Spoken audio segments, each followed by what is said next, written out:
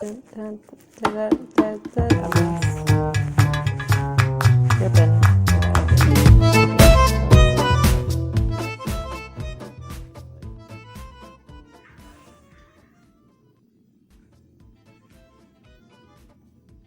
So this is divine. I can't help but make this recording. Dr. Boster just made this video about MS interview, old school versus new school multiple sclerosis neurologists. And I couldn't help but make this because I am, if anybody has heard any of my comments, I am clearly the old school patient. So I want to put a patient voice behind this. So here we go. Experience number 1, the watch and wait model. Coming right from the patient. How many times have I heard this? Back in the day, there was barely one treatment. You go to the office. For me, it was I went to the ER. It was, you need, an MRI. I'm like, but doctor, I've already had 50 million MRIs, but we tested you in the wrong areas. You need to get a couple of 100 more MRIs. And I did. Got my MRIs in the right areas this time. And of course, they found, lesions that, obviously they believed I had MS. Yeah, we believe that you need to get a spinal tap. Yeah, I'm not getting a spinal tap, the normal, you're not, stabbing me in the back with a needle. And, after all of that, it's, yeah. I mean, I was in the hospital, obviously. I couldn't feel from my waist to my feet. I had multiple, not normal symptoms, but, symptoms, that, would suggest MS. And it was the quote-unquote wait and see model of MS. Well, I'm sorry, but you need to have more multiple sclerosis attacks. Come back when you have another attack. Come back when you're farther disabled. And then we'll give you another MRI. And maybe another spinal tap. And then we'll talk. Stay tuned. Question number 2, goals of treatment. There wasn't really any goals of treatment. It was if, there was one treatment and they scare you into taking it. At least that's how it was for me back then. And, you better hope you can tolerate it type of thing. And I specifically remember going to one of many neurologists back then. And I remember not being able to feel my fingers. And I said, "What can you fix this? Please." I handed them my hand. I said, please fix this. And they said, sorry, you can't. That's just MS. You can't fix that. It's part of multiple sclerosis. It's numbness. So, get over it pretty much. Sorry. Welcome to your life. That's what I was told. Welcome to your life. Okay. No new disability progression? Yeah, no. Nope. That's not how it was back then. Back then, it was a prediction. A prediction of I wouldn't have 1, not 2, but at least, I would have 3 attacks per year. That was the prediction. It wasn't a prediction of wellness. It was a prediction of disability and how long I might have and how MS was, progressive and that I would get worse over time. There was no Dr. Bosters back then. The old school neurologists didn't think in that way. And maybe it's not their fault. I mean, maybe they weren't taught to think in that way. But this is just my experience, and I don't think I'm alone in this, to be honest. But I want to share it because I agree with Dr. Boster and the old neurologist and the new neurologist because I've had many. I'm sharing my experience because I'm not just talking about one doctor. I'm talking about very many doctors that I had at the beginning of this. So Stay tuned.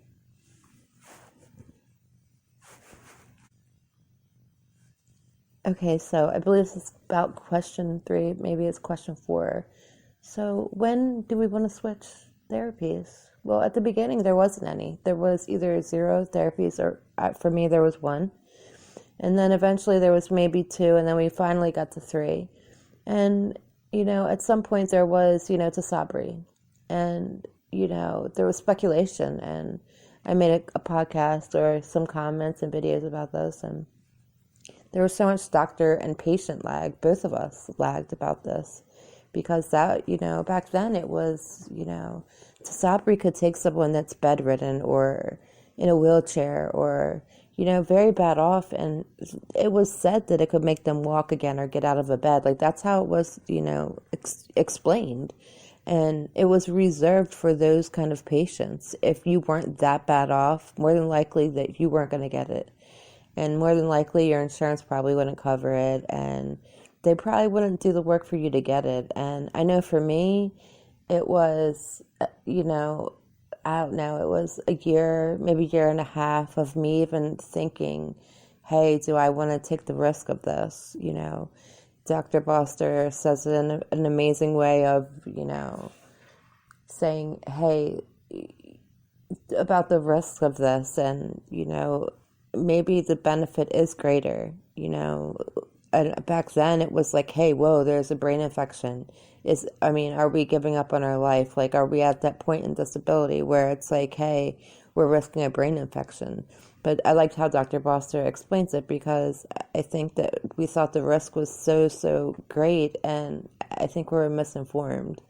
And it's sad because, for me, I can only tell my own experience. So for me, I wasted many years because I was scared of that. And, I find that sad because it was misinformation. We weren't explained the information properly. So, we waited and we incurred brain damage, unreversible brain damage. So it's sad. It really is. So again, I like the new, I would pick the new school, neurologist. So let's go on to question 5. Okay, so talking about progressive MS, it's very true. Back in the day, it was if you had progressive MS, it was like a death sentence. There was nothing that could be done for you. It was, sorry, have a nice life, call in hospice or get the hospital bed ready. There's nothing we can do for you. And it's almost how they treated multiple sclerosis in the beginning time. It was like this super sad thing. And I know when I was diagnosed, and I talk about this a lot, I had 5 doctors come into my hospital bed saying, look at me with the saddest eyes, saying, I'm sorry, you have multiple sclerosis. It's time for you to file for disability. There wasn't any happy days. It wasn't, this great thing, hey, be 4 for 4. And there wasn't any of these things where it's like, you can do this or you can do that.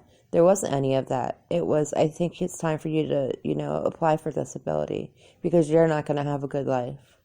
It's just going to get worse from here on out. That's how it was, described. They didn't know much about MS back then. They just, they saw the worst of it. We didn't know anything else about it. There wasn't all these wonderful treatments. So, and there wasn't all this wonderful knowledge, so, yeah, so question 6, I believe.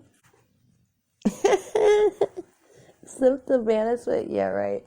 Yeah, that's very true. How the old school of Boston says, talk to somebody else. That's very true. There wasn't any symptom management. There was, you go on the one DMT that there is, and sorry for you. The rest of it, we can't fix. You're stuck with it. If it's not fixed by a steroid, then sorry, have a good life. There's literally nothing we can do for you. Like, that's literally how it was. There was no happy days here.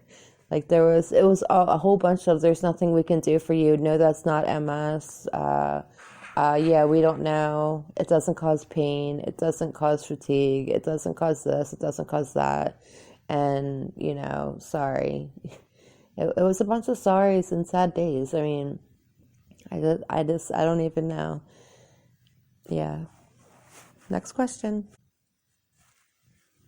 So moving forward, we have the different phenotypes of multiple sclerosis, which was always such a gigantic emphasis on all of those. I appreciate how, I mean, still there's some doctors that are still old school like that, but I appreciate the newness of, hey, if you have MS, you have MS. Because I feel it puts you in a box when, it's like, hey, you have this or you have that. And I really appreciate the newness of it. I appreciate the new multiple sclerosis exams compared to the old ones. The old ones were like three things. It was like scratching your foot and, walk if you can and, lift up your arm type of thing. And I appreciate the newness of it about, all like, I don't know, I think Dr. Boster calls it the MS Olympics, and how you go like so much farther with that. I appreciate that because I think maybe there will be less mistakes when diagnosing a multiple sclerosis patient. I mean, there's so many more MS patients now than there was, in 1980. So I appreciate, the risk of, not to be a mistake, because people don't want to be on MS medications if they don't really have MS. So I really appreciate, the extra mile that, Dr. Boster goes and doctors like Dr. Boster go. So, okay, so this part they're talking about MRIs, and I can say the one thing that the old school neurologists always did was they always were all about an MRI, but they also were always all about a spinal tap. You didn't just get one spinal tap. They always wanted to repeat a spinal tap. It wasn't all the time, but they weren't opposed to giving you another one. They would give you another one. They didn't care. And, yeah, so, and it wasn't, I never heard of a black hole until I was Dr. Boster in clinic. Like, I had no idea what that even was. So, yeah, I appreciate, again, the new school neurologists compared to the old school neurologists. Wow, things are quite different, aren't they? And brain atrophy, yeah, forget that. Yeah, they never, ever, ever looked at that. And, the machines they have to, test, when you have an attack in your eye, yeah, that machine did not exist. There was no, I don't even think there was a way to test for that. I don't believe. Yeah, nope. There's no way to test for any of that. And if it was about them, testing brain atrophy with, however they do it without the machine, that was never going to happen, at least the doctors I went to. It was never even talked about. So, yeah. Wow. All I can say is wow. Like, it's just crazy. I'd say this is probably like my favorite video ever, probably. OCT, that's the eye test I couldn't remember. OCT, yeah. Definitely did not exist. So talk about lifestyle. The only thing I was ever told remember the one thing I was told when I was diagnosed was if you get too hot, you immediately go inside. And I was immediately told to apply for disability, as I already stated. So there wasn't much about being active or any of that. It was about, applying for disability, staying out of the sun. I mean, at least they told me to stay out of the sun. If you get overheated, go inside immediately. Don't waste any time. Like, get someone to carry you if you have to. You go right inside. So, I mean, I appreciate that. But, I mean, there wasn't much that I really appreciated. I mean, that was the biggest thing that hasn't changed. That's kind of sad, isn't it? Wow. It just seems like a disservice somehow. I mean, it's not their fault, times change, education gets better, but wow. Okay, so clinical trials, yeah, that wasn't even a thing. I'm sure they were going on, but that wasn't even talked about. And then being 4 for 4, like eating right and obviously not smoking. Doctors just talked about that as a generalization, but they never talked about it as with multiple sclerosis. They never said, hey, it'll speed up your risk by like 50%. They never ever talked about that, only as a generalization. That's it. Exercising, no, they would never tell us to exercise.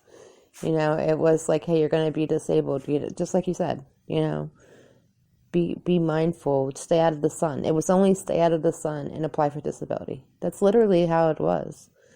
So, I mean, I really, really appreciate